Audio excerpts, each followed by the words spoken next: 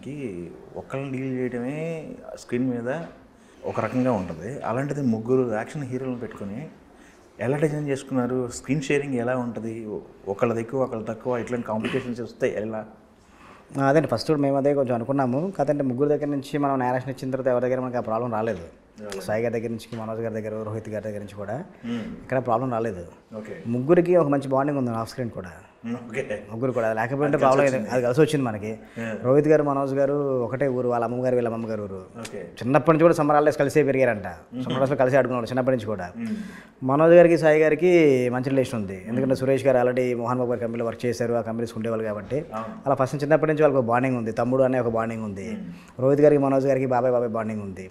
అలాగే సాయి గారికి, రోహిత్ గారికి కూడా పరిచయం ఉంది, మంచి బాండింగ్ ఉంది. ఒకటైలో సురేష్ గారు రోహిత్ గారితో 2 సినిమాలు ప్రొడ్యూస్ చేయాలనుకున్నారు. ఆ టైంలో మంచి బాండింగ్ ఉంది.